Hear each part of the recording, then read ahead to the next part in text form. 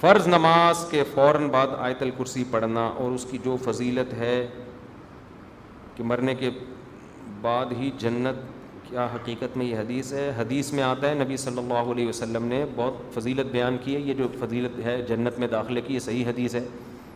تو آیت الکرسی ہر نماز کے بعد پڑھنی چاہیے.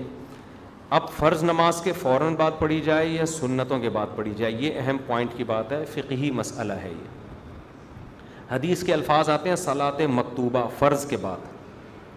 اب بعض فقہا اس حدیث کے ظاہر کو دیکھتے ہیں کہ فرض کے بعد کا مطلب فوراً بعد، اور بعض کہتے ہیں کہ یہاں فرض سے بات مراد یہ ہے کہ یہ اشراق، اوابین، تہجد کے بعد نہیں ہے، بلکہ فرض کے بعد یہ کا مطلب دوسرے نوافل سے احتراز ہے. تو فرض کے بعد جب اس کی تکمیل ہو جائے سنتوں کے ذریعے، تو فرض اور سنت مؤکدہ پڑھنے کے بعد ہے.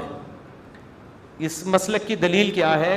دوسری حدیثیں جن میں آتا ہے، صحیح حدیث ہے کہ نبی صلی اللہ علیہ وسلم فرض نماز کے بعد اللہم انت السلام ومنک السلام تبارکت یا ذا الجلال والاکرام اتنی دیر توقف کرتے تھے اور پھر اٹھ جاتے تھے. پھر آپ سنتیں پڑھتے تھے، گھر چلے جاتے تھے، سنتیں پڑھتے تھے وہاں پہ. تو اس طرح دونوں حدیثوں میں کیا ہو جاتی ہے؟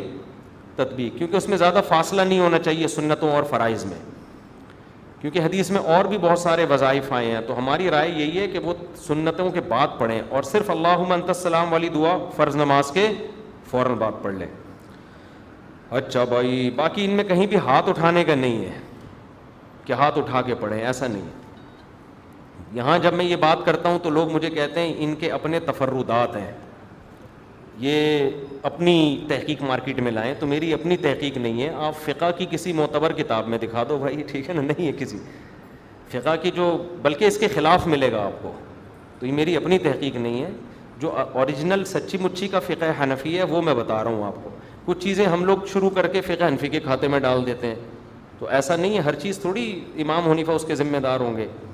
تو کہیں بھی نہیں کوئی دکھا سکتا امام حنیفہ نے کہا ہو یا صاحبین نے کہا ہو. بہرحال اختلافی مسئلہ ہے، اس میں شدت جائز نہیں ہے.